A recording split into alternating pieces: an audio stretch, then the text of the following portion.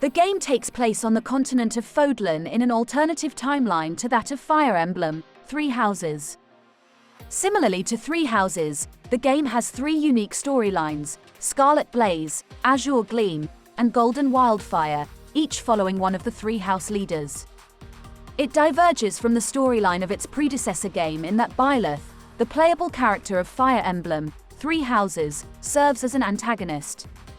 Three Hopes introduces two new characters to fight alongside the cast of Three Houses: Shez, a mercenary Byleth previously encountered, and Arval, a mysterious white-robed being who opposes Sothis. The mercenary Shez is defeated in battle by the Ashen Demon Byleth, vessel of the progenitor god Sothis, and their father Geralt. Shez only survives due to the intervention of a mysterious being named Arval and swears revenge. 6 months later, Shez rescues three nobles from a bandit attack: Eidulgard von Horisfelg, Princess of the Adrestian Empire, Dmitri Alexandra Blythid, Prince of the Holy Kingdom of Fargus, and Claude von Regan, heir to the leading house of the Leicester Alliance. As a reward, Archbishop Rhea of the Church of Ceros allows Shez to enroll in the Officers' Academy, an elite military academy for Fodlan's brightest students. Shez and their classmates rescue Monica von Ox, a former student who was abducted by those who slither in the dark, a fanatical cult that seeks to conquer Fodlan. Afterward, the three lords are forced to depart the academy when crises strike their respective homelands. Eidulgard launches a coup to overthrow Talus, the leader of those who slither in the dark, who has taken effective control of the empire. Dmitri suppresses a coup launched by his uncle and regent Rufus, and Claude defends Leicester's eastern border from an invasion by Shahid, an avaricious prince of the eastern kingdom of Almyra and Claude's half-brother. Shez accompanies their chosen lord and remains in their service for the next 2 years. All three lords are made the leaders of their respective countries. 2 years later, Eidulgard declares war on the Church of Ceros, believing it to be corrupt. If Shez chooses the Scarlet Blaze route, Eidulgard and her forces claim Gareg Mok for the Empire, forcing the Church of Ceros to seek aid from the kingdom. The Empire manages to hold back troops from the Kingdom and Alliance to secure key locations in the west and east. Months later, Eidulgard and Claude form a pact for the Empire and Alliance to work together to defeat the Kingdom and Church of Ceros. As their forces begin to surround the Kingdom, many Adrestian territories are suddenly attacked by those who slither in the dark, and a revolt led by the former Duke Aya. Eidulgard's army slays Duke Aya and contains most of the chaos before advancing back to the kingdom.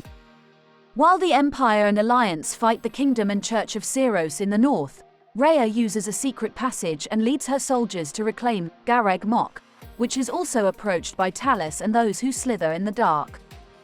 Eidulgard's forces manage to hold back both armies until Rhea and Talus seemingly kill each other. With their absences, the influence of the Central Church wanes, and those who slither in the dark vanish. There are 2 endings to this route that are determined by Shez deciding to recruit or kill Geralt and Byleth. If they kill Geralt, Byleth joins Claude and encourages him to break the pact with the Empire during the battle with the Kingdom and Church in the north. Claude's forces are defeated in a 3-way battle, which causes all 3 ruling powers of Fodlan to return to war against each other with no end in sight. If they are recruited, Claude maintains the pact, and the Empire and Alliance prepare for their final battle with the Kingdom to bring an end to the war. If Shez chooses the Azure Gleam route, Dmitri chooses to provide asylum to the Church of Ceros and go to war against the Empire. As they attempt to reclaim Western territories, they face a revolt from the traitorous former mage to the royal family, Cornelia, and the Western Lords. After they defeat her, Cornelia tells Dmitri that his stepmother, Eidulgard's mother, was involved in the tragedy of Duscur and encourages him to seek answers from Eidulgard before dying. The Kingdom and the Empire face off in Arion Road, with the Kingdom emerging victorious.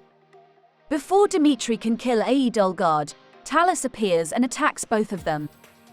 Eidulgard reveals that he was responsible for the death of Dmitri's father before he uses his magic to subdue and put her under his control.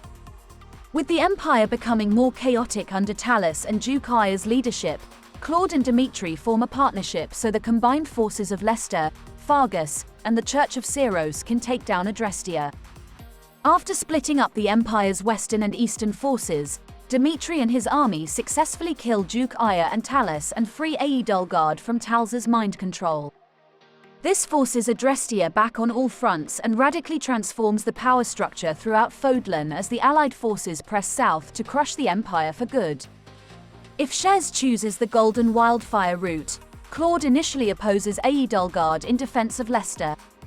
However, an attempt to counter-invade the Empire is interrupted when Shahid launches another attack on the Alliance, forcing Claude to break his momentum against Adrestia to repel and kill Shahid. Claude negotiates a ceasefire with Aedolgard. 4 months later, the Alliance is reformed as the Leicester Federation, with Claude as its first king. Claude, who agrees with Aedolgard's belief that Rhea is stagnating Fodlan, sets out to kill Rhea and cripple the Church's military and political power. Claude drives Dmitry to the capital of Fargus but is forced to back down when those who slither in the dark incite civil unrest in Leicester. The Empire and Federation defeat the Kingdom and Church in battle, leading Dmitry to abandon the Church to protect Fargus, allowing Claude and Shez to battle and kill Rhea. With his goal complete, Claude proposes an end to the war, although it is uncertain whether his words will be heeded. In all 3 routes, Byleth and Geralt are hired by factions opposed to Shez and hinder them throughout the war. If Shez kills Geralt in battle, Byleth swears revenge and surrenders their mortal body to Sothis. Sothis attacks Shez, but she and Byleth are killed in the ensuing battle, leaving Shez with regrets. If Shez convinces Byleth and Geralt to surrender, the two are hired by Shez's faction. Shortly before the final battle, Arval possesses Shez and attempts to kill Byleth. When Shez's allies intervene, Arval banishes them, Aedolgard, Dmitry, and Claude to another dimension using the forbidden spell of Zaharis. Arval is revealed to be the vessel for the soul of Epimenides, a powerful member of those who slither in the dark bent on killing Sothis. Shez and the 3 lords kill Epimenides and return to their world to continue the war.